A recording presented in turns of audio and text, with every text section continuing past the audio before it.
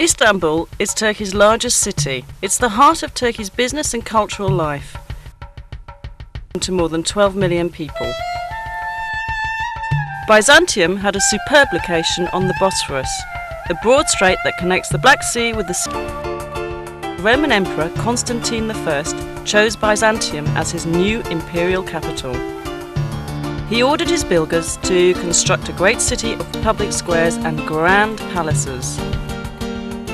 It was designated as the New Rome in 330 AD and named after him.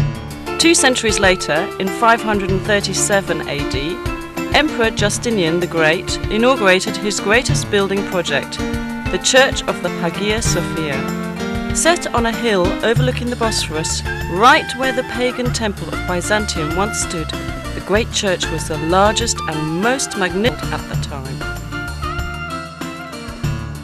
The Byzantine Church of the Holy Saviour of Ankara, built in the 11th century, is a very beautifully decorated church that was built as the centre of a monastic complex. Located near the city's massive land walls, it boasts the finest by the region. The frescoes in the Paracelsian chapel were the product of a new Byzantine art movement, which paralleled the Italian Renaissance. It is now a museum. Near Hagia Sophia was the city's hippodrome, a place for public games, tournaments, chariot races and special events. Or central dividing line are the great relics of the past. An Egyptian granite obelisk brought by ship from the Nile, once topped by 3 serpent heads. The Column of Constantine, which in Byzantine times was covered in plates of gleaming bronze. The armies of Sultan Mehmet II conquered the imperial city in 1453, putting an end to the Byzantine Empire. Ottoman sultans beautified their new capital, constructing great buildings that rivaled those of the Byzantines. The Blue Mosque, first in 1616, was set next to Hagia Sophia so that people could compare the two artistic achievements.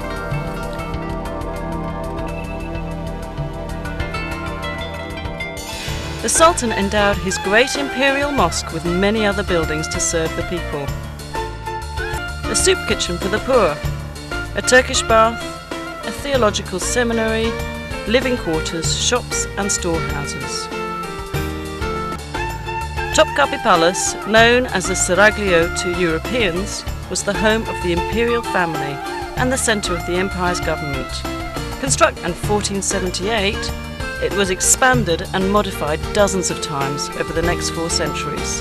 It is a beautiful, livable place of gardens, pavilion chambers. Many of them are decorated with priceless Turkish tiles. The most popular section of Topkapi is the imperial harem. Luxury, romance and intrigue. Mozart wrote his famous opera, The Abduction from the Seraglio, about it, and many are fly with visions of what went on there. Located on major trade routes, Istanbul has always been an important commercial. Bazaar, with its 4,000 shops, is among the world's most fascinating markets. It's truly a small city in itself.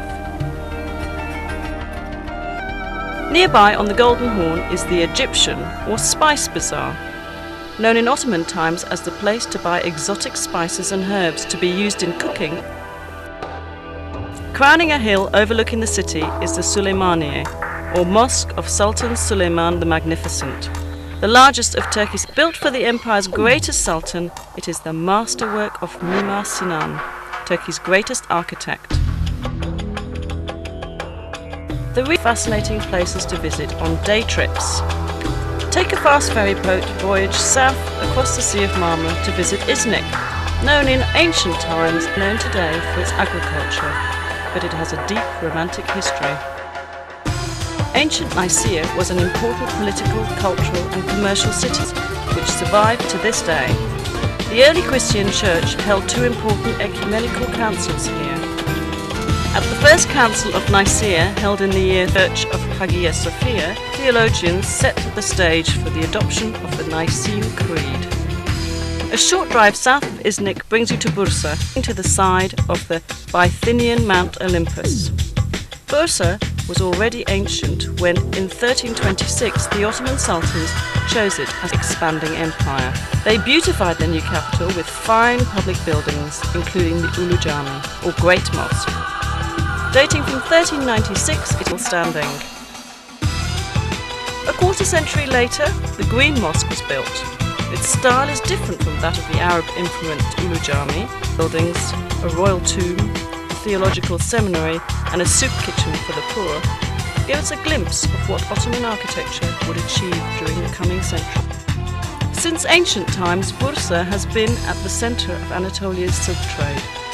Much of the trading takes place in the historic Kozahan, dyed and woven into brightly coloured Bursa scarves, shawls, blouses and other garments.